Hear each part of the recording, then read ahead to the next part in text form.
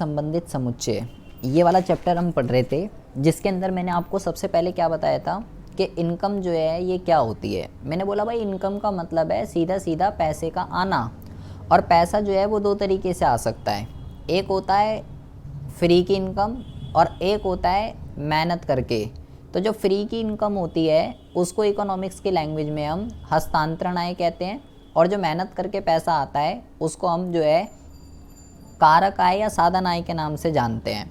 तो सबसे पहले अगर हम बात करते हैं कारक आय या साधन आय की, तो भाई कारक सेवाओं के बदले में जो आय प्राप्त होती है उसे कारक आय कहते हैं।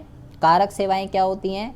परिवार क्षेत्र जो है वो ओनर होता है, भूमि श्रम पूंजी उद्यम, इन चार चीज़ों को कारक सेवाएं कहते हैं। ये उत्पादक क्षेत्र को देता है ताकि वो उत्पादन कर सके, उसके बदले में उत्पादक क्षेत्र भूमि के बदले में किराया, श्रम के बदले में मजदूरी, पूंजी के बदले में ब्याज, और जो एंटरप्रेन्योर होता है उद्यमी उसको लाभ मिलता है। इन्हीं चार चीज़ों को कारक आय या साधन आय कहते हैं, जो परिवार क्षेत्र को मिलती है, उत्पादक क्षेत्र पे करता है। ठीक है, क्या डेफिनेशन है? कारक सेवाओं के बदले में जो आय प्राप्त होती है वो कारक आय कहलाती है। हस्तांतरण आय की बात करें तो इसको अंतरण आय भी कहते हैं। फ्री की इनकम ये एक पक्षीय भुगतान है जिसके बदले में प्राप्तकर्ता को कुछ भी नहीं देना पड़ता।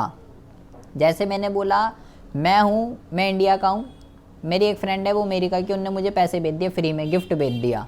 क्या है? हस्तांतरण आय। मैंने उसको कुछ भी नहीं दिया। ध्यान रखना है, एक ही पार्टी की तरफ से ट्रांजैक्शन होगा, दोनों की तरफ से नहीं होगा। दूसरे केस के अंदर सरकार हर महीने सीनियर सिटीज़न जो 60+ एज के बंदे हैं हर महीने 2500 रुपये पेंशन दे रही है फ्री में, सिर्फ इस वजह से कि वो 60+ हैं और कुछ भी नहीं। सीनियर सिटीज़न सरकार को क्या दे रहे हैं? कुछ भी नहीं। वन साइडेड का ट्रांजैक्शन है, केवल सरकार की तरफ से हो रहा है, सीनियर सिटीज़न की तरफ से कुछ भी नहीं हो रहा। तो क्या कहलाएगा? हस्तांतरण आय। उसके बाद मैंने आपको एक डेफिनेशन बताई थी राष्ट्रीय आय की। राष्ट्रीय आय की जो डेफिनेशन होती है, मैंने आपको बोला आय के चक्रीय प्रवाह के अंदर 3 स्टेजेस होती हैं, उत्पादन, आय और व्यय। राष्ट्रीय आय को हम तीनों से डिफाइन कर सकते हैं, उत्पादन से भी, आय से भी, व्यय से भी। अगर मैं उत्पादन से डिफाइन करूं तो मेरी डेफिनेशन बनेगी, एक साल के अंदर अंदर एक देश के जितने भी सामान्य निवासी हैं उन्होंने कितनी मॉनेटरी वैल्यू की गुड्स एंड सर्विसेज प्रोड्यूस करी है, वो राष्ट्रीय आय कहलाएगी। इनकम के पॉइंट ऑफ व्यू से बात करूँ, एक साल के अंदर अंदर एक देश के सामान्य निवासी ने जितनी भी कारक आय अर्जित करी है वो राष्ट्रीय आय कहलाएगी। व्यय के पॉइंट ऑफ व्यू से बात करूं तो जितना भी अंतिम व्यय किया गया है सामान्य निवासियों द्वारा एक साल के अंदर अंदर, वो राष्ट्रीय आय कहलाएगी। मैं तीनों से ही डिफाइन कर सकता हूं राष्ट्रीय आय को, क्योंकि सबसे बराबर ही होता है, उत्पादन, आय, व्यय सब बराबर होता है सर्कुलर फ्लो के अंदर। बट आय वाली जो डेफिनेशन है इस पे जरा हम बहुत ही ज़्यादा ध्यान से फोकस करते हैं। अगर मैं राष्ट्रीय आय की जो आय वाली जो परिभाषा है, अगर मैं उसको बहुत ही ज़्यादा डीप से पढ़ना चाहूँ तो उसके पॉइंट ऑफ व्यू से एक लेखा वर्ष की अवधि के दौरान एक देश के सामान्य निवासियों द्वारा अर्जित कारक आय का कुल जोड़ है, इसमें हस्तांतरण आय शामिल नहीं होती है। सबसे पहली बात तो मैंने बोला इनकम दो तरीके की होती है, कारक और हस्तांतरण। राष्ट्रीय आय कारक आय का जोड़ होती है, हस्तांतरण का नहीं। सबसे पहली बात तो 3 वर्ड मैंने बोला समझने थे, एक लेखा वर्ष, कारक आय और दूसरा सामान्य निवासी। लेखा वर्ष क्या होता है? 1 अप्रैल से शुरू होता है, 31 मार्च को ख़त्म हो जाता है। कारक आय क्या होती है? ऊपर मैं डिफाइन कर चुका हूँ। कारक सेवाओं के बदले में परिवार क्षेत्र को जो इनकम मिलती है भूमि श्रम पूंजी उद्यम के बदले में, किराया ब्याज लाभ, ये जो होता है ये कारक आय कहलाती है। मेरा जो मुद्दा था वो था सामान्य निवासी कौन होता है। मैंने बोला राष्ट्रीय आय की डेफिनेशन क्या है? जो एक देश का सामान्य निवासी है वो एक साल के अंदर अंदर जितनी भी कारक आय अर्जित करेगा, अगर मैं उसका सम कर दूं, अगर मैं उसका जोड़ कर दूं तो वो राष्ट्रीय आय है। ठीक है, या आप ऐसे भी कह सकते हो राष्ट्रीय आय को एक साल के अंदर अंदर एक देश का जो सामान्य निवासी है उसने जितनी भी कारक आय अर्जित करी है, चाहे देश के अंदर रहकर करी हो चाहे देश के बाहर रहकर करी हो, कोई मैटर नहीं है। चाहे अपनी सर्विस देश के अंदर दे रहा है, काम देश के अंदर कर रहा है, देश के बाहर कर रहा है, कोई दिक्कत वाली बात नहीं है। सामान्य निवासी होना चाहिए वो देश का, वो राष्ट्रीय आय मानी जाएगी। 2 एग्जाम्पल दिए थे, जैसे मैंने बोला नेहा कक्कड़ है, ठीक है, सिंगर है, ठीक है, अमेरिका में गई, गाना गा के आ गई, इनकम अर्न करके ले आई, क्या नेशनल इनकम है? हाँ जी है। अरिजीत सिंह है, स्विट्जरलैंड गया, गाना गा के आया, इनकम अर्न करके लाया, क्या नेशनल इनकम है? हाँ जी है, क्योंकि वो सामान्य निवासी है। ठीक है, तो भाई वो नेशनल इनकम का पार्ट मानी जाएगी, चाहे देश के अंदर करो चाहे देश के बाहर करो, कहीं भी सर्विस दो, मैटर नहीं करता। राष्ट्रीय आय के लिए एक बात को दिमाग में गांठ बांध दीजिए, बंदा मैटर करता है, बंदा सामान्य निवासी होना चाहिए। बस इसको समझने के लिए पहले तो ये समझना पड़ेगा नागरिक कौन होता है। मैंने बोला जिस देश के अंदर हम पैदा होते हैं, जहाँ हमारा बर्थ होता है, वहाँ के हम नागरिक कहलाते हैं। किस बंदे को सामान्य निवासी बोलेंगे? जो भी बंदा इन दोनों कंडीशनों को पूरी कर दे, 365 दिन या उससे ज़्यादा किसी देश में रह ले, और उसका जो आर्थिक रुचि है, जो इकोनॉमिकल इंटरेस्ट है, खाना पीना सोना उसी देश में हो, और इको की लैंग्वेज में बात करें, उत्पादन उपभोग निवेश बचत सब कुछ वहीं करे जहाँ पे वो 1 साल से रह रहा है। जो भी बंदा इन दोनों कंडीशन को पूरी कर देगा वो बंदा सामान्य निवासी कहलाएगा, और जो भी कंडीशन को पूरी नहीं करेगा वो कह सकते हो गैर निवासी कहलाएगा, वो नॉन रेजिडेंट है।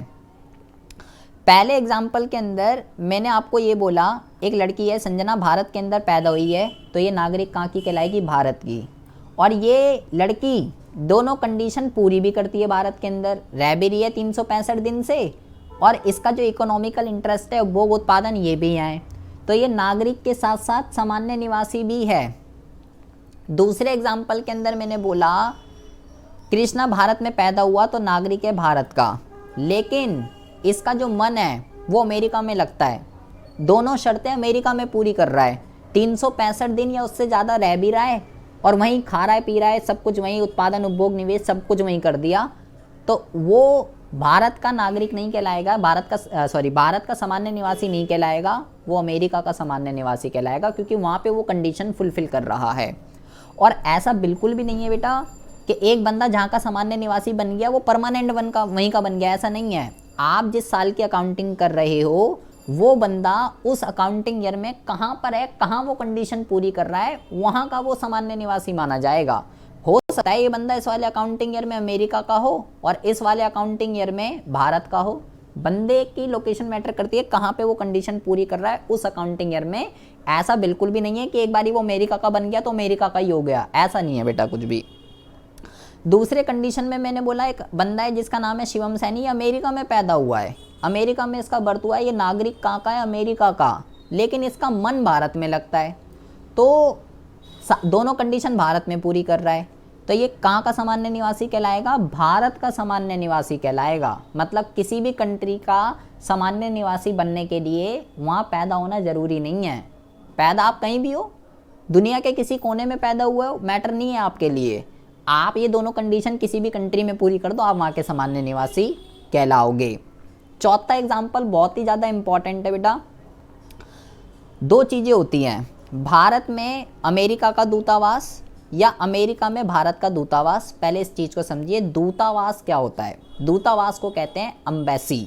अम्बेसी एक बिल्डिंग है, कोई बंदा नहीं है, कोई बंदी नहीं है, बिल्डिंग है अम्बेसी। कहाँ है? भारत में। किसकी है? अमेरिका की है। क्या लिखा है? भारत में अमेरिका का दूतावास। तो ये जो बिल्डिंग है किसकी है? अमेरिका की है, और इसके अंदर एक व्यक्ति है जो कि कौन है? अमेरिकी है। क्या करने आए हैं ये अमेरिका का अम्बेसडर कहलाएगा, अमेरिका का अम्बेसडर, अमेरिकन अम्बेसडर कहलाएगा। क्या करने आया है ये?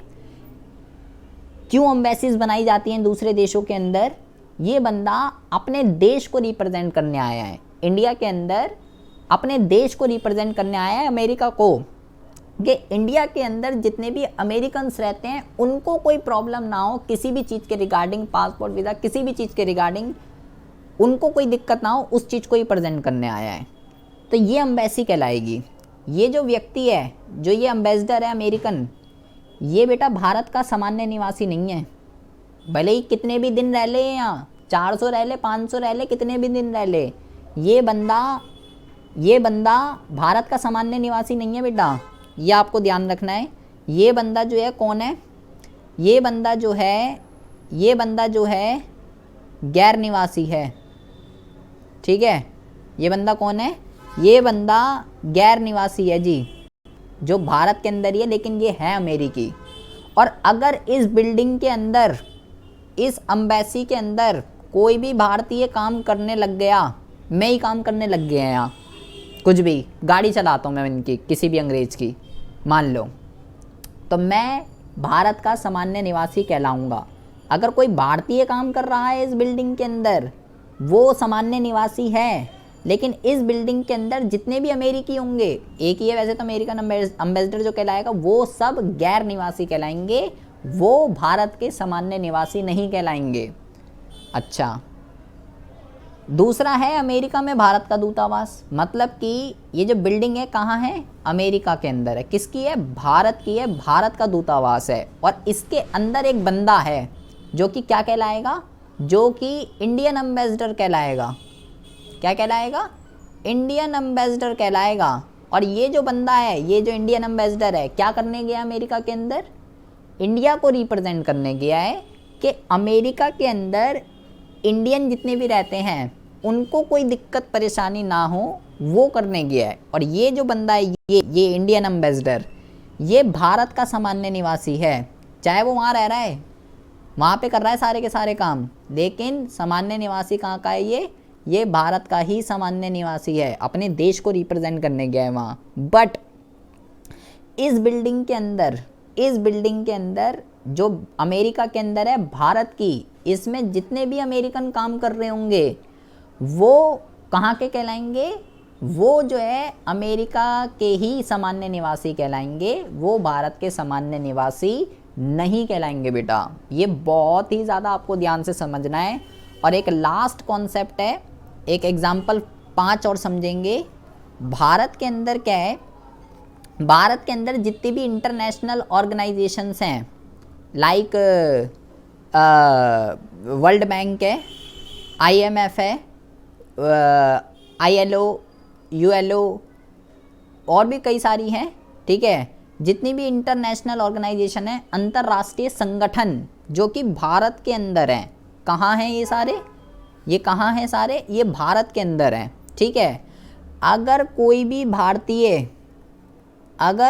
भारतीय इन संगठनों के अंदर, अगर कोई भी भारतीय इन संगठन के अंदर काम करने आता है, काम कर रहा है, ठीक है। अगर इन अंतर्राष्ट्रीय संगठनों के अंदर जो भारत के अंदर है काम कर रहा है, तो वो कहाँ का सामान्य निवासी? मान लो मैं ही हूँ, ठीक है, मैं काम कर रहा हूँ IMF के अंदर, भारत का नागरिक हूँ, भारत के अंदर पैदा हुआ हूँ, तो कहाँ का कहलाऊँगा? मैं जो है कहाँ का कहलाऊँगा? मैं भारत का ही सामान्य निवासी कहलाऊँगा। मैं जो है भारत का ही सामान्य निवासी कहलाऊँगा, ठीक है जी। ये आपको ध्यान रखना है, मैं भारत का ही सामान्य निवासी कहलाऊँगा, ठीक है।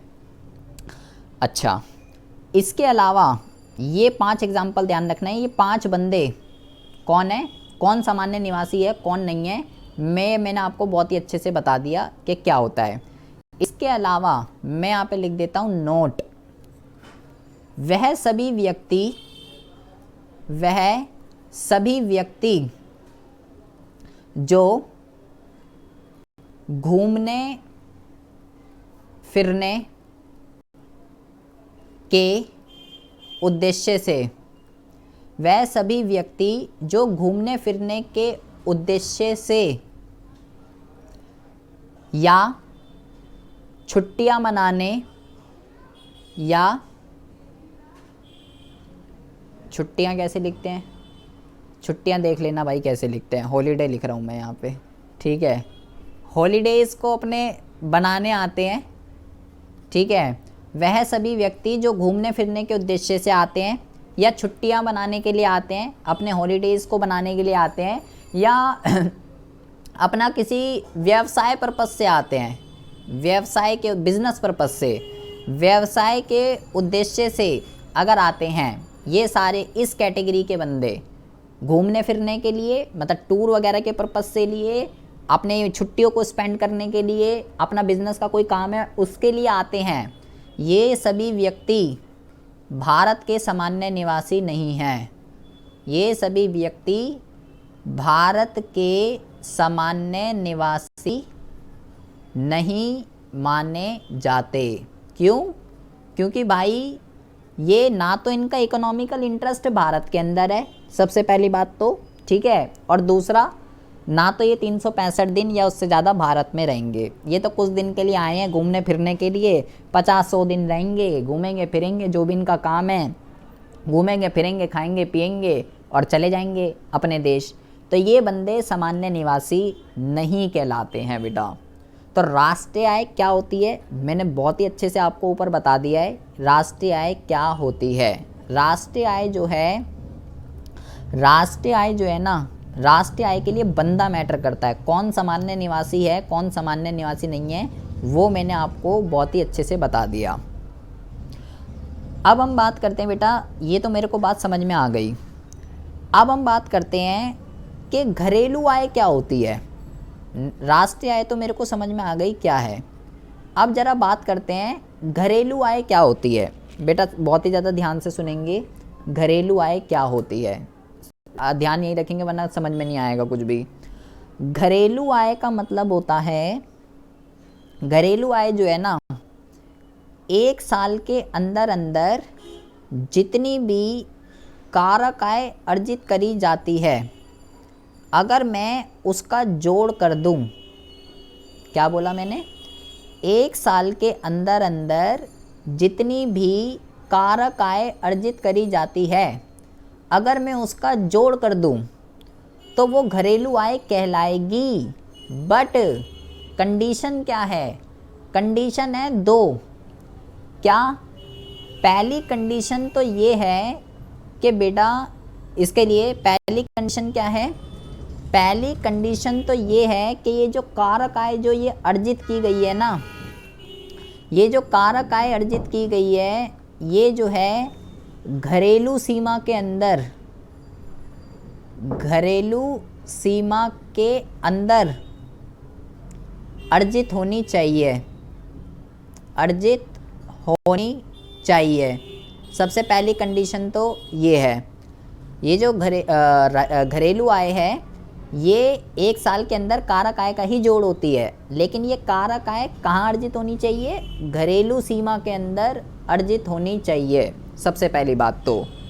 और दूसरी क्या कंडीशन है, दूसरी कंडीशन ये है, चाहे सामान्य निवासी हो, चाहे सामान्य निवासी हो या गैर निवासी, या गैर निवासी, कोई फ़र्क नहीं पड़ता। सामान्य निवासी हो या गैर निवासी, मैं सीधा लिख देता हूँ, कोई फ़र्क नहीं पड़ता। मतलब क्या हुआ इसका बेटा, मतलब इसका कहने का ये हुआ, सबसे पहली बात तो कि भाई घरेलू आय के अंदर जो है ना, इसमें भी हस्तांतरण आय सबसे पहली बात तो नहीं जोड़ी जाती है, ये भी केवल कारक आय का जोड़ होती है। सबसे पहली बात तो ना राष्ट्रीय आय के अंदर ना घरेलू आय के अंदर, दोनों में से किसी में भी हस्तांतरण आय नहीं जोड़ी जाती, केवल कारक आय ही जोड़ी जाती है। और इसके लिए, घरेलू आय के लिए बंदा मैटर नहीं करता, इसके लिए क्या मैटर करता है, इसके लिए मैटर करता है बेटा जगह, इसके लिए मैटर करती है लोकेशन। वो कह रहा है चाहे सामान्य निवासी हो या गैर निवासी हो, कोई दिक्कत वाली बात नहीं है, कोई फ़र्क नहीं पड़ता। लेकिन मेरी एक मेन कंडीशन है कि जो फैक्टर इनकम जो अर्न हो रही है ना, वो घरेलू सीमा के अंदर अर्जित होनी चाहिए। बस ये मेरी कंडीशन है, इसके अलावा कोई भी मेरी कंडीशन नहीं है। तो इसके लिए जगह मैटर करती है। अगर मुझे ये वर्ड समझ में आ गया कि एक देश की घरेलू सीमा क्या होती है, तो मेरा कॉन्सेप्ट ख़त्म ही हो जाएगा। घरेलू सीमा क्या है, यहाँ पे ये कि वर्ड यूज़ हुआ है घरेलू सीमा, तो टॉपिक का नाम है कि एक देश की जो घरेलू सीमा जो होती है वो क्या होती है। एक देश की घरेलू सीमा जो है वो किसको बोलेंगे, क्या है घरेलू सीमा, कोई बॉर्डर है क्या, भारत के अंदर है, बॉर्डर पार कर दिया तो घरेलू सीमा चली जाएगी, क्या होता है घरेलू सीमा, इसको ज़रा देखेंगे बहुत ही ज़्यादा ध्यान से। घरेलू सीमा का जो लिंक है ना, वो घरेलू सीमा का जो लिंक है वो केवल इतना नहीं है कि भारत के अंदर रहकर इनकम आप अर्न कर रहे हो। देखो मान लीजिए ये इंडिया है, ये भारत है, ठीक है। घरेलू सीमा का मतलब एक तो ये है ही है कि अपने देश के अंदर रहकर आप जितनी भी इनकम अर्न कर रहे हो, ठीक है। घरेलू सीमा का मतलब एक तो ये भी है, अगर मैं यहाँ पे लिख दूँ अपने देश के अंदर, अपने देश के अंदर रहकर जितने भी गुड्स एंड सर्विसेज, जितने भी गुड्स एंड सर्विसेज का उत्पादन हो रहा है, जितने भी गुड्स एंड सर्विसेज का उत्पादन हो रहा है वो घरेलू सीमा है। लेकिन अपने देश के अंदर, इसका मतलब केवल ये नहीं है कि केवल भारत की यहाँ पे बात हो रही है। कुछ चीज़ें ऐसी हैं जो कि आप ये कह सकते हो भारत के अंदर नहीं है, ठीक है, लेकिन फिर भी वो चीज़ें भारत की घरेलू सीमा का पार्ट मानी जाती है। जैसे कि कौन कौन सी वो चीज़ें होंगी जो भारत की घरेलू सीमा का पार्ट मानी जाती हैं, किस किस चीज़ों को भारत की घरेलू सीमा जो है वो बोलेंगे। देखिए यहाँ पे मैं लिख देता हूँ, बहुत ही ज़्यादा ध्यान से सुनेंगे बेटा। सबसे पहली बात तो मैंने आपको बोला कि अमेरिका में भारत का दूतावास, ये मैंने बोला। अमेरिका में भारत का दूतावास, ये मैंने बोला था आपको कि अमेरिका के अंदर एक बिल्डिंग है, अमेरिका के अंदर एक बिल्डिंग है जो कि किसकी है, ये दूतावास है, ठीक है। अमेरिका के अंदर एक बिल्डिंग है, एक एम्बेसी है जो कि भारत की है, और उसके अंदर एक बंदा है इंडियन जो अपने देश को रिप्रेजेंट करने गया है, जो इंडियन एम्बेसडर कहलाएगा। तो बेटा जितनी भी इंडियन एम्बेसीज दूसरे देशों के अंदर हैं वो भारत की घरेलू सीमा का पार्ट होती हैं, चाहे वो अमेरिका में हो, जापान में हो, चीन में हो, दुनिया के किसी भी कोने के अंदर इंडियन एम्बेसी जहाँ पे भी है वो हमारी देश की घरेलू सीमा का पार्ट है। इसी तरीके से बेटा ध्यान कान खोल के सुन लीजिए, क्वेश्चन आता है इसके ऊपर। हमारी जो एम्बेसीज दूसरे देशों के अंदर है वो हमारी घरेलू सीमा का पार्ट है भारत की, और जो भारत के अंदर दूसरे देशों की एम्बेसी है, जैसे मैंने बोला भारत में अमेरिका की एम्बेसी है, तो वो भारत की घरेलू सीमा नहीं है, वो अमेरिका की घरेलू सीमा का पार्ट है। भारत के अंदर जापान की अगर दूतावास है तो वो भारत की घरेलू सीमा नहीं है, वो जापान का दूतावास है, जापान की वो घरेलू सीमा का पार्ट है, ना कि भारत की। भारत की कौन सी होगी, भारत की वो है जो भारत की दूसरे देशों में है, और जितनी भी बिल्डिंग, जितनी भी एम्बेसीज भारत के अंदर है वो भारत की घरेलू सीमा का पार्ट नहीं है, वो उसकी घरेलू सीमा है जिसका वो दूतावास है। अगर अमेरिका की बिल्डिंग है भारत के अंदर तो वो अमेरिका की घरेलू सीमा है, जापान की एम्बेसी है तो जापान की है, चीन की है तो चीन की है। ये ध्यान रखना बेटा, इस पर भी क्वेश्चन आएगा आगे, ये बहुत ही इंपॉर्टेंट चीज़ है जो मैंने अभी बोली है, चाहे तो रिवाइंड करके देख लीजिए ना वीडियो पीछे करके, इस पर क्वेश्चन आता है। अच्छा जी, तो एक तो भारत तो है ही अपने देश के अंदर, लेकिन ये भी जो है, ये भी मैंने बोला भारत की घरेलू सीमा का जो है पार्ट मानी जाती है। अच्छा जी, और कौन कौन सी चीज़ें जो हैं, और कौन कौन सी चीज़ें जो हैं भारत की घरेलू सीमा का पार्ट मानी जाएंगी, और जो है वो जितने भी बेटा जहाज़, जितने भी जहाज़, ठीक है, या जितने भी जहाज़ और जितने भी जलयान, मतलब कि शिप्स वगैरह जो होती हैं, ठीक है, एयरक्राफ्ट कह सकते हो, एयरक्राफ्ट और शिप्स, जितनी भी एयरक्राफ्ट एंड शिप्स दूसरे देशों के अंदर चलती हैं, इंडिया की जो दूसरे देशों के अंदर चलती है, जैसे कि लाइक इंग्लैंड है, ठीक है, इंग्लैंड है, और क्या कहते हैं कनाडा है। इंग्लैंड और कनाडा के बीच में इंडियन एयरक्राफ्ट चलते हैं, इंडियन एयरक्राफ्ट। तो ये किसकी घरेलू सीमा का पार्ट है, ये हमारी घरेलू सीमा का पार्ट है। दो देशों की आपसी सहमति से जितने भी एयरक्राफ्ट चल रहे हैं, जितने भी प्लेन्स चल रहे हैं, वो हमारी घरेलू सीमा का पार्ट है, ठीक है। इंडियन एयरलाइंस जो है यहाँ पे अपनी सर्विस दे रहा है, ठीक है जी। ऐसे ही जितने भी दो देशों के बीच में जो शिप्स चल रही हैं, लाइक जापान और कोरिया लिख दो यहाँ पे, ठीक है। जापान और कोरिया दो देशों की आपसी सहमति से जितने भी शिप्स, जितने भी जहाज, जितने भी नाव, जितनी भी चीज़ें चल रही हैं, वो सब भारत की घरेलू सीमा का पार्ट हैं। अच्छा जी, और क्या क्या चीज़ें भारत की घरेलू सीमा का जो है पार्ट मानी जाती है? जितने भी मछुआरे होते हैं, मछुआरे कौन होते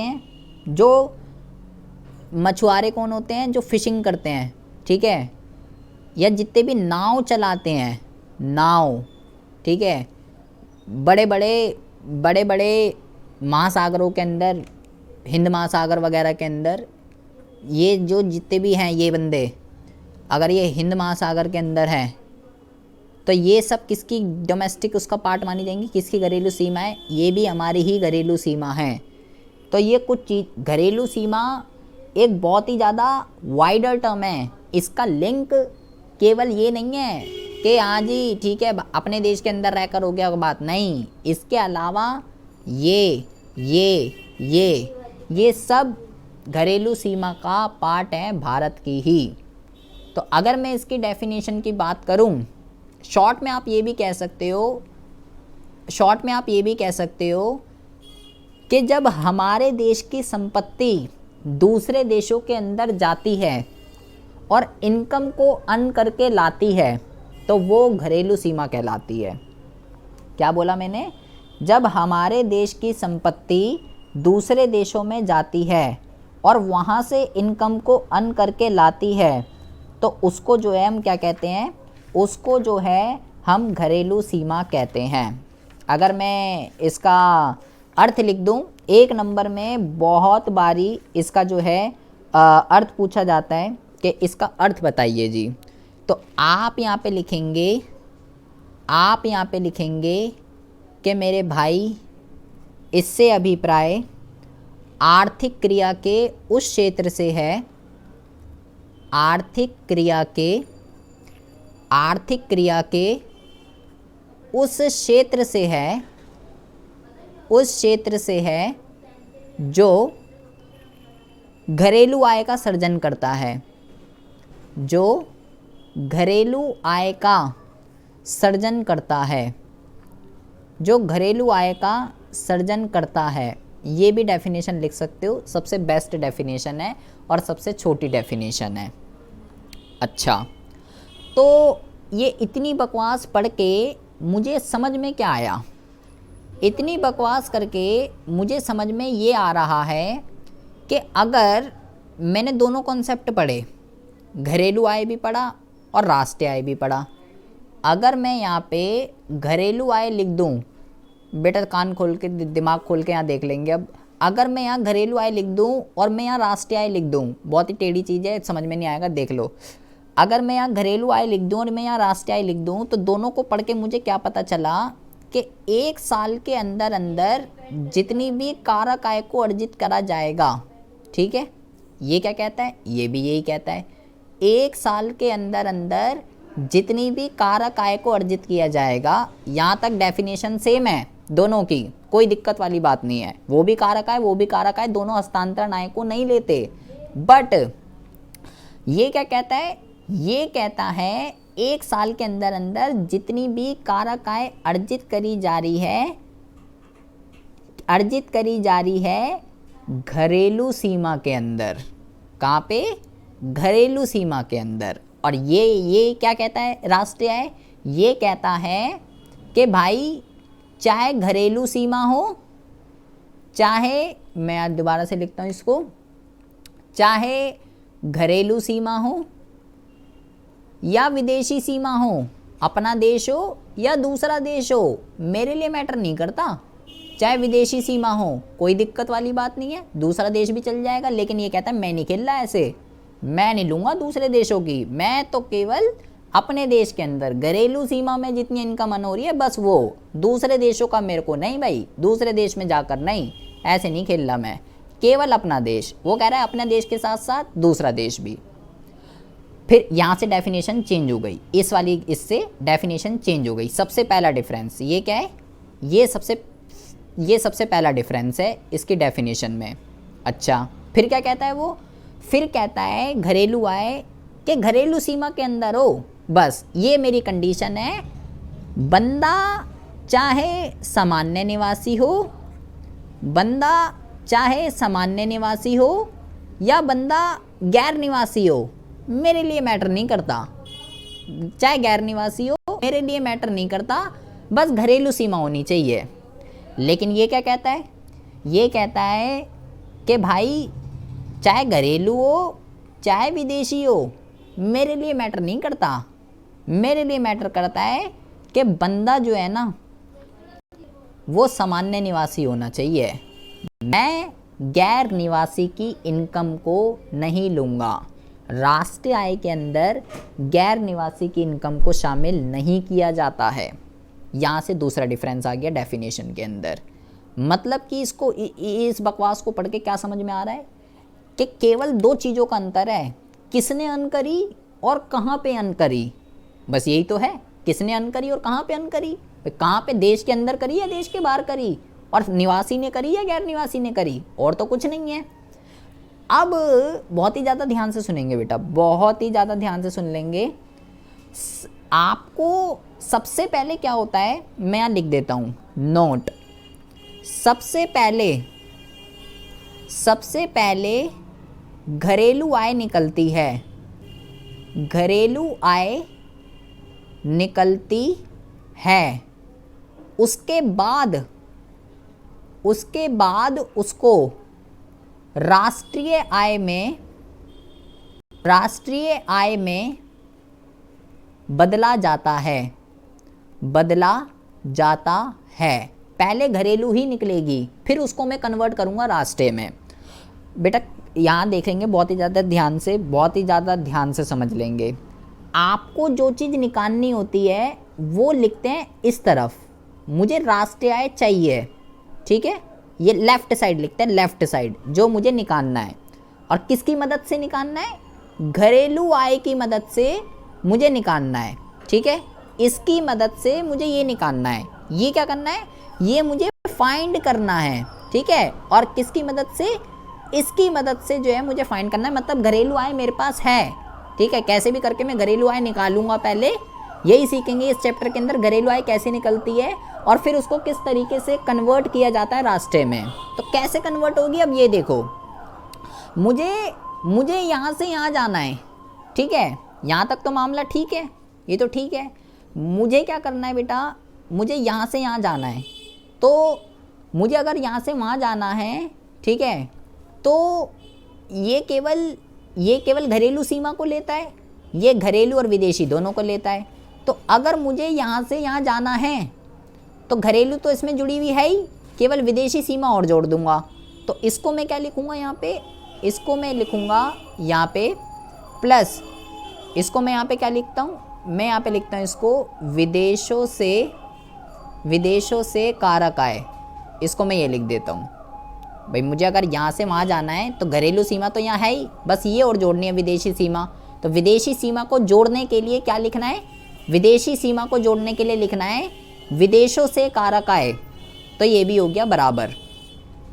फिर यहाँ से यहाँ जाना है, ये सामान्य और गैर निवासी दोनों की इनकम को लेता है, ये केवल सामान्य की लेता है। तो मतलब यहाँ से गैर निवासी को हटाना है, यहाँ से यहाँ जाने के लिए गैर निवासी की नहीं लेता ना, यहाँ से हटाना है। तो हटाने के लिए क्या लिखेंगे, हटाने के लिए लिखेंगे विदेशों को कारक आय, ये लिखेंगे हटाने के लिए। ये आपको समझना है। अगर राष्ट्रीय आय निकालनी है और घरेलू आय है, ये जोड़ेंगे ये घटाएंगे। सबसे पहली बात तो आपको इतनी बात बहुत ही अच्छे से समझ में आनी चाहिए।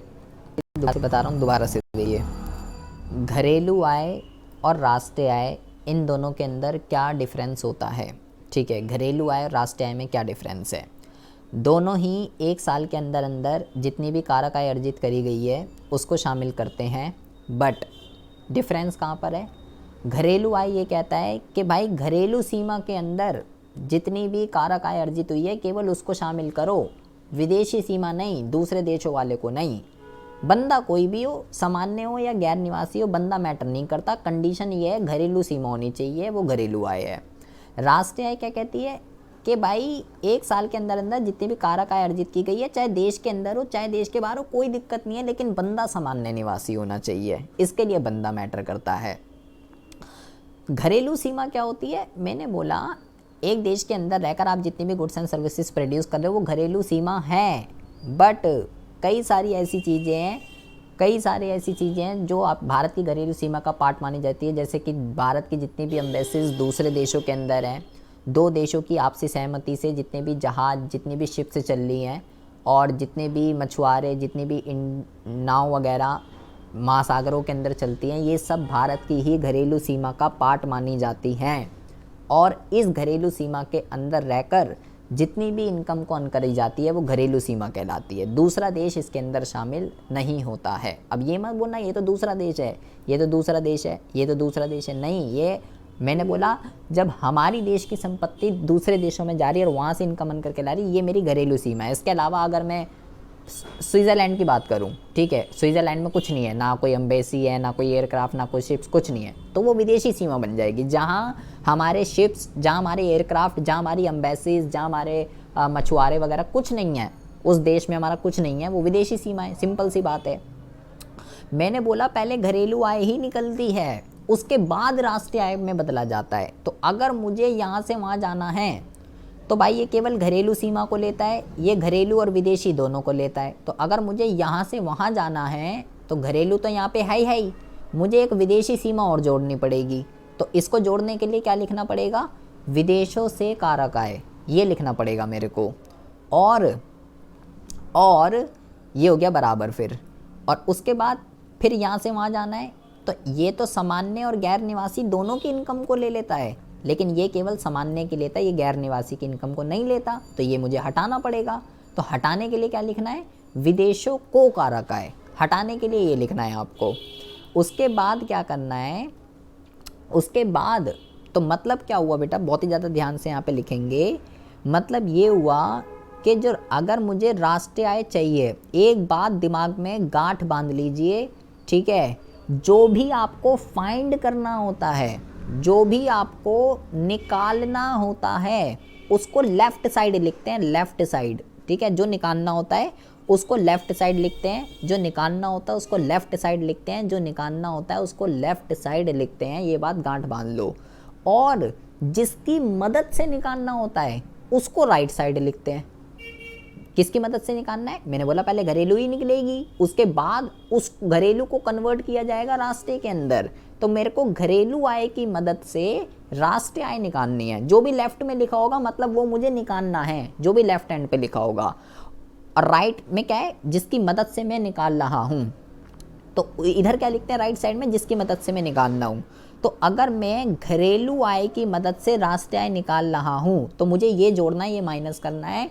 तो बेटा ये जो पूरा का पूरा ये जो चीज़ होती है इसको हम क्या कहते हैं? इसको हम कहते हैं NFIA। क्या कहते हैं इसको? NFIA। अब आपको लगे जी ये कौन सी बला का नाम आ गया NFIA। तो इसको हम कहते हैं विदेशों से प्राप्त शुद्ध कारक आय। विदेशों से प्राप्त शुद्ध कारक आय, ये इसको कहते हैं NFIA, ठीक है। मतलब कि हमारे देश के लोगों ने दूसरे देशों के अंदर जाकर जितनी भी इनकम अर्न करी और दूसरे देश के लोगों ने हमारे देश के अंदर आकर जितनी भी इनकम अर्न करी, अगर मैं उसमें से माइनस कर दूं तो मेरे पास जो डिफरेंस है वो NFIA है। मतलब मैं इसको यहाँ पे क्या लिखूंगा? Plus NFIA। कहने का तात्पर्य क्या हुआ बेटा कि अगर मेरे को घरेलू से राष्ट्रीय आय में जाना है तो मुझे NFIA जोड़ना पड़ेगा। और NFIA क्या है? विदेशों से प्राप्त शुद्ध कारक आय। नेट मैंने दूसरे देशों से कितनी इनकम अर्न करी है, कैसे निकलती है? फॉर्मूला क्या है इसका? हमारे देश के लोगों ने दूसरे देशों में जाकर जितनी भी अर्न करी है, विदेशों से कारक आय, या हाँ जी, NFI का मतलब क्या होता है? Net factor income from abroad English में, और हिंदी में यहाँ लिख दिया मैंने विदेशों से प्राप्त शुद्ध कारक आय।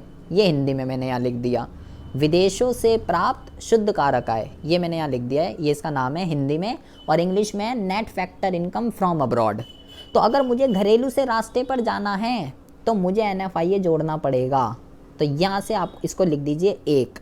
और अगर अगर मेरे को घरेलू आय निकालनी है, मैंने लेफ्ट साइड लिख दिया इसको, और मेरे पास राष्ट्रीय आय है, अगर ऐसा कुछ करना हो तो फिर क्या करना पड़ेगा? तो सिंपल सी बात है बेटा, ये प्लस में है तो ये इधर आकर माइनस में हो जाएगा, माइनस का NFIA, ये हो जाएगा दूसरा फॉर्मूला आपका। ये 2 फॉर्मूले बने आपके यहाँ से इतना समझने के बाद कि अगर मुझे राष्ट्रीय आय निकालनी है और घरेलू आय है तो NFIA जोड़ना पड़ेगा, और अगर मेरे पास राष्ट्रीय आय है और मुझे उससे घरेलू आय निकालनी है तो मुझे NFIA माइनस करना पड़ेगा। NFIA क्या है?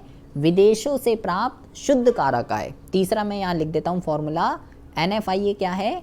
NFIA जो है ये कैसे निकलता है? ये निकलता है विदेशों से कारक आय, विदेशों से कारक आय माइनस विदेशों को कारक आय, विदेशों को कारक आय, ये निकलता है ऐसे।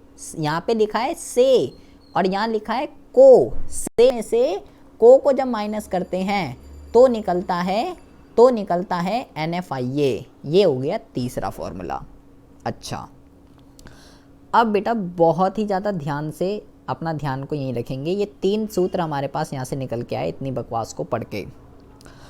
अब मैंने आपको ये बताया कि जो आय का चक्रीय प्रवाह जो होता है, जो आय का चक्रीय प्रवाह जो होता है उसके अंदर 3 स्टेजेस मैंने आपको बताई थी।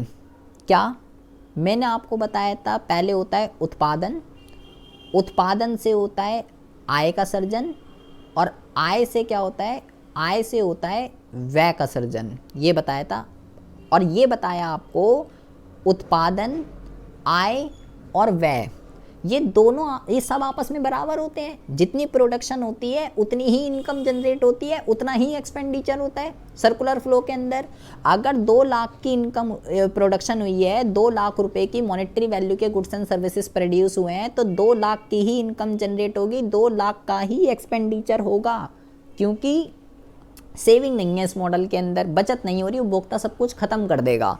ये यहाँ से निष्कर्ष निकला था, ये यहाँ से कंक्लूजन निकला था आय के चक्रीय प्रवाह से। मतलब क्या हुआ? उत्पादन, आय और व्यय सब बराबर होते हैं आपस में। वही पैसा वापस सर्कुलेट होकर प्रोड्यूसर उत्पादक परिवार को देता है, परिवार वापस जो है वस्तु खरीदने के लिए वापस उत्पादक के पास चला जाता है, फिर अगेन क्या होता है? फिर अगेन वही उत्पादन होने लगता है। ये मैंने आपको बताया था, वही पैसा वापस सर्कुलेट होता रहता है। तो बेटा बहुत ही ज़्यादा ध्यान से यहाँ पे ध्यान रखेंगे। आपको ये ध्यान रखना है कि मैं चाहे घरेलू आय की बात करूं या मैं घरेलू उत्पाद की बात करूं, ये एक ही चीज़ होती है।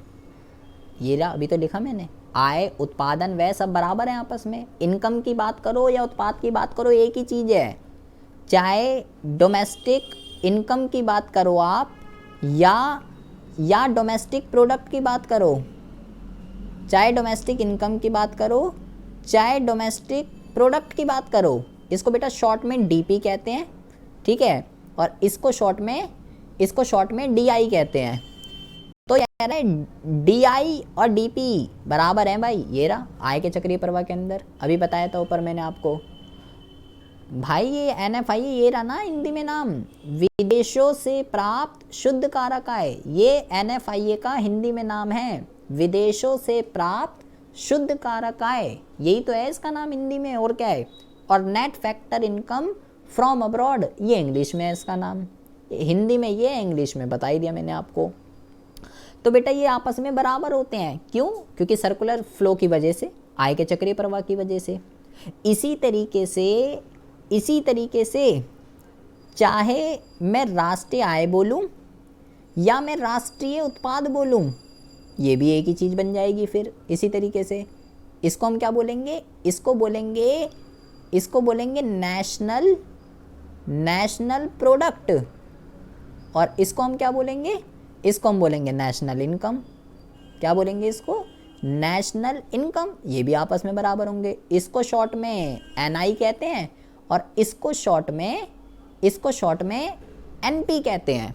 ठीक है, अब आपको जो है एनएफआईए का और सा डिफरेंस बता दो। एनएफआईए भाई, एनएफआईए यहाँ लिखा तो है, एनएफआईए निकलता है विदेशों से कारक आय, विदेशों को कारक आय, से में से को माइनस करते हैं। से का मतलब हमारे देश के लोगों ने दूसरे देशों में जाकर जितनी भी इनकम अर्न करी, और को का मतलब दूसरे देश के लोगों ने हमारे देश के अंदर आकर जितनी इनकम अर्न करी, वो जो है वो होता है को। एनएफआईए कैसे निकलता है, से में से को माइनस करके। तो अब बेटा बहुत ही ज़्यादा ध्यान से सुनो क्या कहना है हमें। मैं चाहे डीआई बोलूँ, मैं चाहे डीपी बोलूँ, एक ही चीज़ है। मैं चाहे एनआई बोलूँ, मैं चाहे एनपी बोलूँ, एक ही चीज़ है। तो आपको क्या ध्यान रखना है, आपको ये ध्यान रखना है कि हम इसकी बात नहीं करते हैं, हम इसकी बात नहीं करते हैं। हम किसको पढ़ते हैं, हम इसको पढ़ते हैं, इसको। जब मैं डीपी बोलूँगा तो व्हाट्सएप वाली डीपी नहीं है, डोमेस्टिक इनकम वाली इनकम है। ठीक है, कहीं डीपी सोचो व्हाट्सएप की डीपी की बात कर रहा हूँ। डीपी का मतलब है डोमेस्टिक प्रोडक्ट, और domestic product equal to domestic income. और जब मैं एनपी बोलूँगा तो मेरा मतलब है नेशनल इनकम।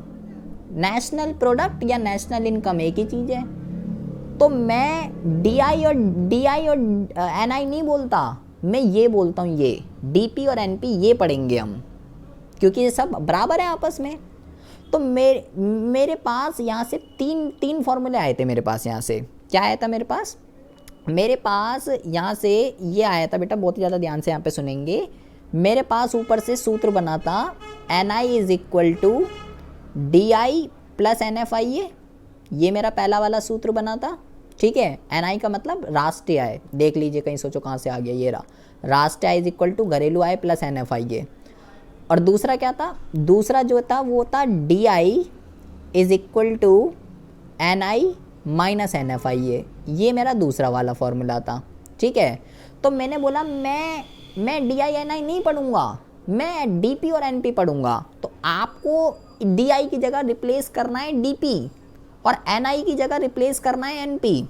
तो मैं यहाँ पे रिप्लेस कर देता हूँ। तो ये वाला सूत्र क्या बन जाएगा मेरा, एनआई की जगह लिखना है एनपी, डीआई की जगह लिखना है डीपी। तो ये बन जाएगा NP is equal to DP plus NFIA. ये बन जाएगा आपका सबसे पहला सूत्र, सबसे मेन, इसको नाम देंगे ए।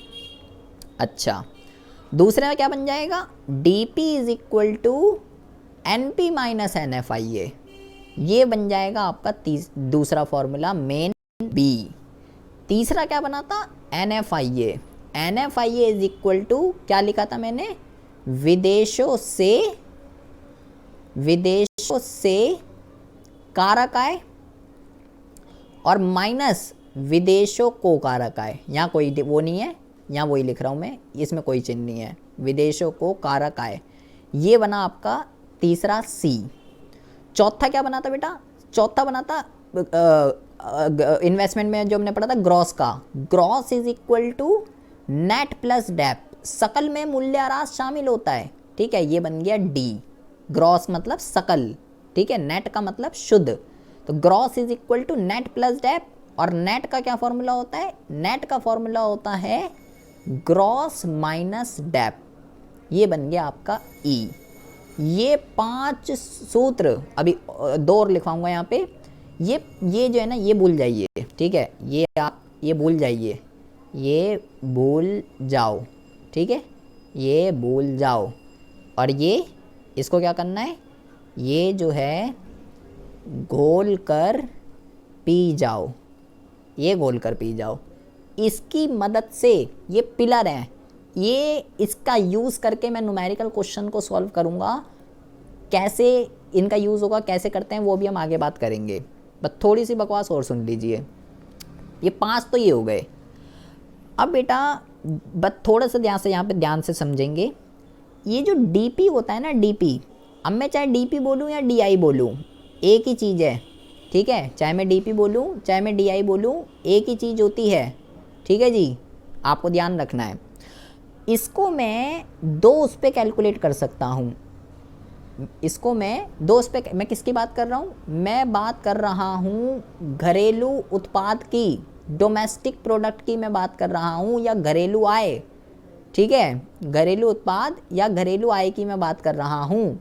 इसको मैं दो उस पे कैलकुलेट कर सकता हूँ, किस किस पे, ये डीपी को एक तो मैं निकाल सकता हूँ ग्रॉस पर, जी का मतलब क्या है, जी का मतलब है बेटा ग्रॉस, और एक मैं निकाल सकता हूँ नेट पर, ये है डीपी, एनडीपी, कुछ नहीं है।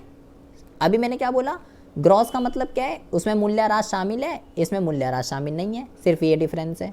इसका क्या मतलब है, जी का मतलब क्या है, डीपी का मतलब क्या है, डोमेस्टिक प्रोडक्ट, लो मैं यहाँ लिख देता हूँ डोमेस्टिक प्रोडक्ट, ये इसका मतलब है, मैं इसकी बात कर रहा हूँ, और domestic product is equal to domestic income. तो जब भी मैं डीपी बोलूँगा तो मतलब व्हाट्सएप वाली डीपी नहीं, डोमेस्टिक इनकम। तो इसमें क्या है, बस मैं यहाँ लिख देता हूँ, इसमें मूल्यह्रास शामिल है, ठीक है, और इसमें यहाँ लिख देता हूँ मूल्यह्रास शामिल नहीं है, बस ये डिफरेंस है इसमें, और कुछ भी डिफरेंस नहीं है। ये जो डीपी है ये दो तरीके से निकलता है, या तो ग्रॉस पे या नेट पे। ग्रॉस का मतलब डेप्रिसिएशन इंक्लूड है, नेट का मतलब डेप्रिसिएशन इंक्लूड नहीं है, और मैं डीपी की बात कर रहा हूँ, मतलब डोमेस्टिक इनकम की मैं बात कर रहा हूँ। कुछ कह रहे थे आप, कौन बोल रहा था, बोलिए। जीडीपी का फॉर्मूला, जीडीपी सकल घरेलू उत्पाद माइनस मूल्यह्रास इज इक्वल टू एनडीपी। क्या क्या कह रहे हो, अच्छा बुक में फॉर्मूला पढ़ रहे हो क्या, अरे आप बुक अभी बुक को बंद कर दीजिए, बुक का कुछ नहीं करना, बुक को बंद कर दिए, कुछ समझ नहीं आएगा अभी आपको बुक से, आप बस जो मैं बता रहा हूँ बस वो समझिए, अभी बुक को बंद कर दो, कुछ समझ नहीं आएगा। बुक में वो ऐसे लिखा होगा, क्या कहते हैं, G D P is equal to N D P plus dep, NDP plus dep, और NDP is equal to GDP minus dep, ये अभी सब भूल जाओ, ये कुछ नहीं है, ये सिर्फ ये ध्यान रखना है ग्रॉस में डेप्रिसिएशन इंक्लूड होता है। हाँ जी, एनडीपी में तो ये प्लस है मूल्यह्रास। एनडीपी में बेटा ये ऐसे लिखा होगा ना, GDP is equal to NDP plus depreciation, ये लिखा है ना, ये सर माइनस है, ये कर देना। यहाँ माइनस लिखा हुआ है, नहीं यहाँ माइनस नहीं लिखा हुआ, प्रिंटिंग मिस्टेक है, गलत है, देखिए देखिए देखिए, अरे उसको बुक को भूल जाओ, बुक से कुछ नहीं पढ़ना अभी आपको, बुक में कुछ नहीं है, बस जो मैं बता रहा हूँ, बुक तो आपको देखनी नहीं है, बुक को भूल जाइए, बुक से तो कुछ समझ ही नहीं आएगा ये आपको क्या लिखा हुआ है। अब जो है ये या तो ग्रॉस पे निकल सकता है या ये नेट पे निकल सकता है, बस डिफरेंस क्या है इसमें, जी में और एन में, उसमें डेप्रिसिएशन इंक्लूड है, इसमें डेप्रिसिएशन इंक्लूड नहीं है, और कुछ भी डिफरेंस नहीं है। अब बेटा यहाँ देखेंगे ध्यान से कान खोल कर, ये जो जीडीपी है ना, जीडीपी, और ये जो एनडीपी है, ये दोनों ही दो उस पे कैलकुलेट होते हैं, किस पे, एक तो होता है एमपी पे, एक होता है एफसी पे। अब बोलोगे जी एमपी क्या है, एमपी का मतलब होता है मार्केट प्राइस, हिंदी में कहते हैं बाजार कीमत, और बोलोगे जी एफसी क्या है, तो एफसी का मतलब होता है फैक्टर कॉस्ट, या फैक्टर पेमेंट भी लिख सकते हो आप, कुछ भी कह सकते हो, ठीक है। अच्छा इसको क्या कहते हैं, इसको कहते हैं कारक लागत, या कारक भुगतान भी कह सकते हो, एक ही चीज़ है। ये भी दो उस पे निकलता है, एमपी पे और एफसी पे। एमपी का मतलब क्या हुआ, बाजार कीमत, और एफसी का मतलब क्या हुआ, कारक लागत, ये इसका मतलब हुआ, ठीक है। अब ये दोनों क्या बला का नाम है, देखिए बहुत ज़्यादा ध्यान से सुनेंगे, दो फॉर्मूले मैं बता रहा हूँ यहाँ पे आपको। एमपी का जो फॉर्मूला होता है बाजार कीमत, पहले तो एमपी है क्या, पहले तो ज़रा ये समझिए एमपी है क्या, यहाँ पे मैं लिखता हूँ एमपी का जो मतलब है, यहाँ पे हम लिखते हैं बाजार कीमत क्या है, आप यहाँ पे लिख दीजिए जिस कीमत पर वस्तु बाजार में बिकने के लिए आती है, बाजार में बिकने के लिए आती है, वह बाजार कीमत कहलाती है, वह बाजार कीमत कहलाती है। जितने रुपए में वस्तु बिकने के लिए आती है वो मार्केट प्राइस है। ठीक है, अच्छा जी। एफसी क्या है जी? एफसी तो बेटा कुछ नहीं है, ये तो हम ऊपर ही पढ़ के आ चुके हैं। कारक लागत या कारक भुगतान, मैंने बोला था इसको कहते हैं। ठीक है, तो क्या है ये जो है बेटा ये परिवार क्षेत्र है। ठीक है, ये उत्पादक क्षेत्र है। तो इसने इसको क्या दिया? इसने इसको जो है कारक सेवाएं दी, और इसने इसको क्या करा? इसने इसको जो है कारक भुगतान करा। कारक सेवाओं के बदले में जो होता है इसने पेमेंट करी है तो इसके लिए कारक भुगतान है, इसको मिल रही है तो कारक आए हैं, तो ये वो होता है। ये तो कुछ नहीं है, तो हम पढ़ चुके हैं। ठीक है, कारक लागत क्या है? कारक सेवाओं के बदले में जो उत्पादक ने जो भुगतान किया है वो क्या है? वो कारक लागत या कारक भुगतान है। अच्छा, अब इन दोनों में क्या डिफरेंस है ज़रा बहुत ज़्यादा ध्यान से यहाँ समझेंगे। दो फॉर्मूले बता रहा हूँ। एमपी का जो फॉर्मूला होता है ये होता है एफसी प्लस एनआईटी। अभी बता रहा हूँ ये एनआईटी क्या है। ये होता है सबसे पहला फॉर्मूला। दूसरा जो फॉर्मूला होता है, अगर मुझे यहीं से एफसी निकालना हो, भाई अगर एमपी का फॉर्मूला एफसी प्लस एनआईटी है तो अगर मुझे ये एफसी निकालना है तो एनआईटी इधर आ जाएगा। तो इसका फॉर्मूला होता है एमपी माइनस एनआईटी, इसका ये फॉर्मूला होता है। और ये एनआईटी क्या है?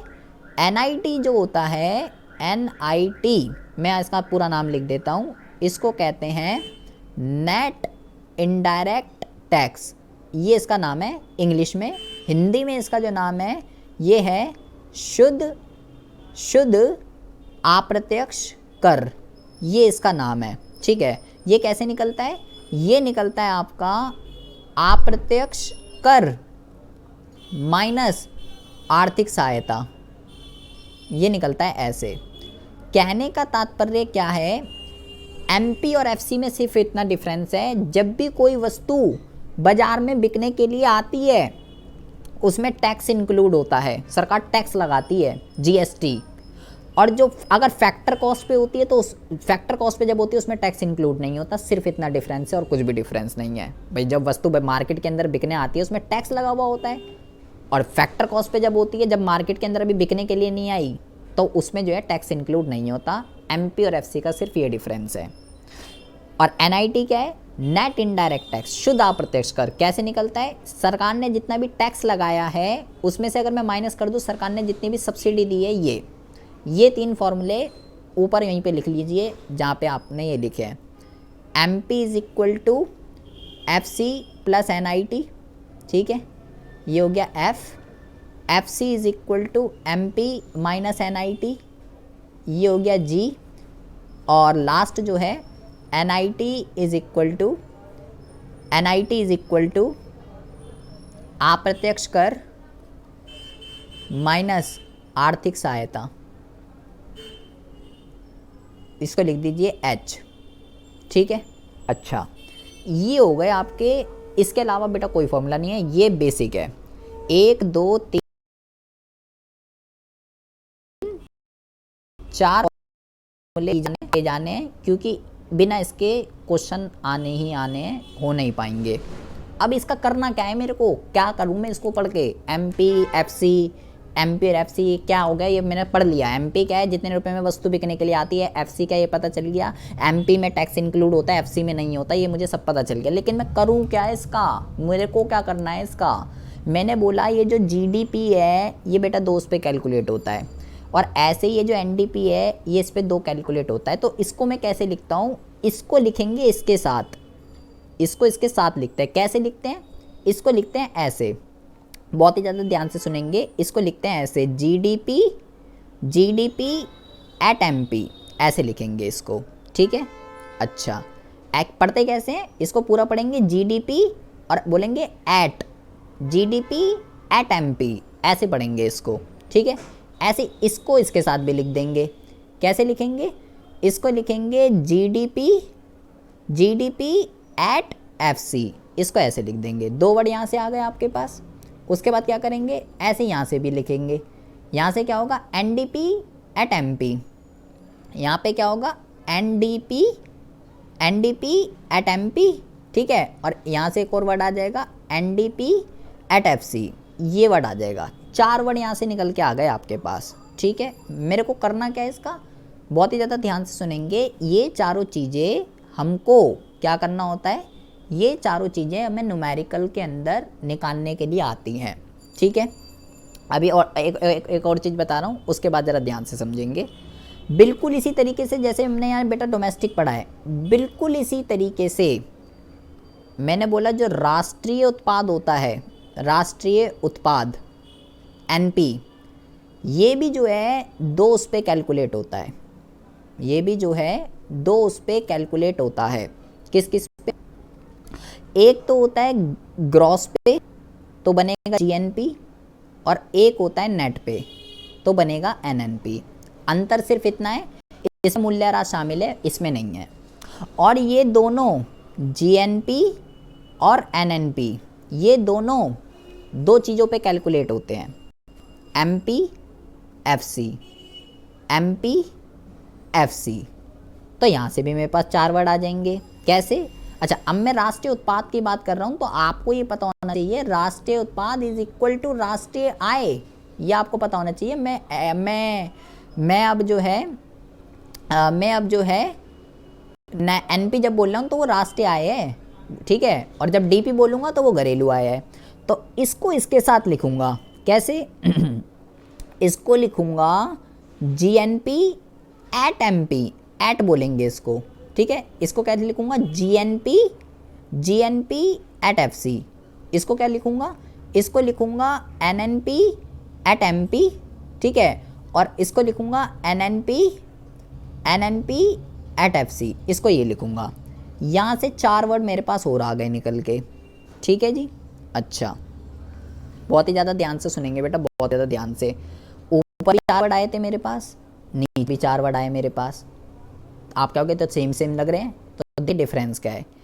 इन सब में बेटा डीपी लिखा हुआ है, डीपी, डीपी, डीपी, डीपी। और इन सब में चेक करो, इसमें एनपी, एनपी, एनपी, एनपी, इसमें एनपी लिखा हुआ है। वो सब घरेलू उत्पाद को रिप्रेजेंट कर रहे हैं, ये सब राष्ट्रीय उत्पाद को रिप्रेजेंट कर रहे हैं, ठीक है। सबसे पहला डिफरेंस तो ये है इसके अंदर। प्लस जो जी वाले हैं ये दोनों, और ये दोनों जो जी वाले हैं इनमें मूल्यह्रास शामिल है। जो एन वाले हैं ये दोनों और ये दोनों, इसमें मूल्यह्रास शामिल नहीं है, ठीक है। अच्छा ये राष्ट्रीय आय को रिप्रेजेंट कर रहे हैं सब, या राष्ट्रीय उत्पाद को, बट ये सारी राष्ट्रीय आय नहीं है। आपको ये ध्यान रखना है, ये वाला जो वर्ड है एनएनपी एट एफसी, ये बेटा राष्ट्रीय आय है। क्या है, ये राष्ट्रीय आय है, सिर्फ ये वाला वर्ड, ये नहीं है राष्ट्रीय आय, ये है राष्ट्रीय आय। क्यों है ये राष्ट्रीय आय, क्योंकि बेटा ये एनपी राष्ट्रीय आय को और ये कारक आय को रिप्रेजेंट कर रहा है। एफसी राष्ट्रीय आय क्या है, कारक आय का जोड़ है, तो इसलिए ये है। तो आप बोलोगे ऐसे तो ये भी होना चाहिए, ये भी तो कारक एफसी लिखा हुआ है यहाँ, लेकिन ये बेटा ग्रॉस पर है, ग्रॉस नहीं, नेट में राष्ट्रीय नेट को इंक्लूड करता है, ग्रॉस को नहीं। मूल्यह्रास जिसके अंदर शामिल नहीं होता, net income, net factor income कितनी है वो राष्ट्रीय आय है, इसलिए ये है, ये नहीं है राष्ट्रीय आय। अगर वो आपको न्यूमेरिकल के अंदर बोलेगा फाइंड नेशनल इनकम, तो इसका मतलब क्या है, आपको एनएनपी एट एफसी निकालना है। ये बात ध्यान के रखनी है, घोल कर पी जाइए, क्या कर जाइए, घोल कर पी जाओ, ठीक है जी। अच्छा वो बस ये बोलेगा राष्ट्रीय आय ज्ञात कीजिए, वो नहीं बताएगा आपको एनएनपी एट एफसी निकालना है। आपको ये पता होना चाहिए राष्ट्रीय आय को एनएनपी एट एफसी कहते हैं। अच्छा जी अब आ जाइए ऊपर। ये चारों वर्ड घरेलू आय, घरेलू उत्पाद को रिप्रेजेंट कर रहे हैं, बट ये जो है ना, ये घरेलू आय है। क्या है, ये घरेलू आय है, ठीक है। वो तो बस ये बोल देगा निम्नलिखित आंकड़ों से घरेलू आय ज्ञात कीजिए, वो नहीं बोलेगा कि एनडीपी एट एफसी निकालो। आपको ये पता होना चाहिए कि ये एनडीपी एट एफसी को घरेलू आय कहते हैं, ये आपको पता होना चाहिए। अब हम बात करते हैं इनका करना क्या है इन 8 वर्ड का। इन 8 वर्ड का पहले हम सीबीएसई की बात करते हैं, सीबीएसई बोर्ड वालों की देखिए, उसके बाद हम बात करते हैं अदर बोर्ड वालों की। चलो पहले हम अदर बोर्ड की बात करते हैं। जितने भी अदर बोर्ड के स्टूडेंट हैं, अदर बोर्ड्स के, उन्हें क्या करना है, ये 8 वर्ड्स की परिभाषा एग्ज़ाम में आती है। किसी की भी पूछ सकता है क्या होता है, परिभाषा आती है, किसी में भी अंतर आ सकता है, ठीक है। Like GNP at MP, GNP at FC में क्या डिफरेंस होता है, इसमें क्या अंतर होता है, इसमें क्या अंतर होता है। किसी में भी 8 वर्ड में से किसी में भी आपस में अंतर आ सकता है, किसी का भी मतलब पूछ सकता है। तो आप बोलोगे आपने तो, मैं मतलब भेजूंगा, ठीक है, मैंने सब बता दिया। ग्रॉस का मतलब क्या है, डेप्रीसिएशन इंक्लूड है, नेट का मतलब डेप्रीसिएशन इंक्लूड नहीं है। एनपी राष्ट्रीय उत्पाद को रिप्रेजेंट कर रहा है, डीपी घरेलू आय को रिप्रेजेंट कर रहा है, एनपी राष्ट्रीय आय को रिप्रेजेंट कर रहा है, एमपी का मतलब बाजार कीमत है, एफसी का मतलब ये है। जो डेफिनेशन मिलेगी आपको, आप उसको एक बारी पढ़ोगे, लेकिन अभी जो मैंने बकवास बोली है वो सब आपको पता होनी चाहिए, तो ही वो डेफिनेशन समझ में आएगी कि जी का मतलब मूल्यह्रास शामिल है, एन का मतलब नहीं है, एनपी राष्ट्रीय आय है, राष्ट्रीय आय क्या होती है, कौन घरेलू सीमा को शामिल करता है, कौन विदेशी सीमा को शामिल करता है, ये सब आपको पता होना चाहिए, तो वो डेफिनेशन समझ में आएगी। तो आपको मैं सब भेज दूंगा 8 के 8 वर्ड की, किसी की भी डेफिनेशन, किसी में भी अंतर आ सकता है, और ये आपको एक्स्ट्रा करना है, ठीक है, ये आपको एक्स्ट्रा करना है। अब आते हैं बात सीबीएसई बोर्ड की। सीबीएसई बोर्ड में क्या करना है जी, सीबीएसई बोर्ड के अंदर जो इसके चांस हैं इस चीज़ के बहुत ही कम है, बहुत ही ज़्यादा कम है, ठीक है। ओनली 1% चांस है कि किसी भी वर्ड की परिभाषा आपसे पूछी जाए, ठीक है, किसी भी वर्ड की परिभाषा या अंतर के बेटा बहुत ज़्यादा चांस है, ठीक है। परिभाषा मैं नहीं बोलूँगा, बट अंतर के चांस है, 20% चांस है किसी भी 2 वर्ड में अंतर आ सकता है, ठीक है, अंतर आ सकता है। लेकिन और हमें इसका कुछ यूज़ नहीं करना, और हमें इसका कुछ भी यूज़ नहीं करना। इसमें क्या होता है, हमें इसका यूज़ न्यूमेरिकल के अंदर करना है। वो आपको ये बोलेगा, ऐसे लिखेगा, वो ऐसे लिखेगा आपको, ये अदर बोर्ड वाले भी सुन लीजिए सबके लिए ये, वो आपको ऐसे बोलेगा, निम्नलिखित आंकड़ों से बाजार कीमत पर शुद्ध राष्ट्रीय उत्पाद ज्ञात करो, ऐसे लिखेगा, लंबी चौड़ी रामायण कथा। अब मुझे इसको उस वर्ड में कन्वर्ट करना है, कैसे, बाजार कीमत को क्या कहते हैं, बाजार को कहते हैं मार्केट, कीमत को कहते हैं प्राइस, एमपी, शुद्ध को कहते हैं नेट, राष्ट्रीय उत्पाद को क्या कहते हैं, नेशनल प्रोडक्ट। मतलब मुझे क्या निकालना है, मुझे निकालना है एनएनपी, पहले इसको लिखते हैं एनएनपी, और फिर जिस पे निकालना होता है वे पर के पीछे जो लिखा होगा उसको लिख देंगे यहाँ बेस पे। मतलब मुझे एनएनपी एट एमपी को फाइंड आउट करना है इस तरीके से। वो आपको बोलेगा निम्नलिखित आंकड़ों से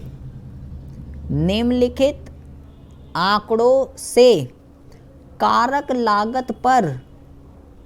लागत या साधन लागत, एक ही चीज होती है बेटा, कारक लागत या साधन लागत पर सकल घरेलू उत्पाद ज्ञात कीजिए, सकल घरेलू उत्पाद ज्ञात करो। मतलब क्या हुआ, कारक लागत या साधन लागत किसको कहते हैं बेटा, कारक को कहते हैं फैक्टर, लागत को कहते हैं कॉस्ट, एफसी, फैक्टर कॉस्ट। सकल को कहते हैं बेटा ग्रॉस, घरेलू उत्पाद को कहते हैं डोमेस्टिक प्रोडक्ट, मतलब कि जीडीपी। पहले इसको लिखेंगे जीडीपी, और ये जो पर के पीछे लिखा जो रहता है इसको यहाँ बेस पे लिखेंगे, यहाँ पे एफसी। मतलब मुझे क्या निकालना है, मुझे निकालना है जीडीपी एट एफसी। तो आपको निकालना क्या है, पहले तो ये वो आपको ऐसी लंबी रामायण कथा लिख के देगा, आपको उसको इस वर्ड में कन्वर्ट करना है, ठीक है। कैसे कन्वर्ट करते हैं ये बताया। वो आपको बोलेगा कि जी कि मेरे भाई निम्नलिखित आंकड़ों से राष्ट्रीय आय निकाल दे, वो आपको ये बोलेगा। अब यहाँ पे फंस गए, अब तुमने राष्ट्रीय आय लिख दिया बस, अब मैं इसको कैसे करूँ, ये तो है ही नहीं। अब बाजार कीमत कारक लागत, तो भाई आपको पता होना चाहिए एनएनपी एट एफसी को कहते हैं। और अगर घरेलू बोले, घरेलू आय, तो मतलब आपको एनडीपी एट एफसी निकालना है। ये बकवास आपको ध्यान रखनी है सारी की सारी।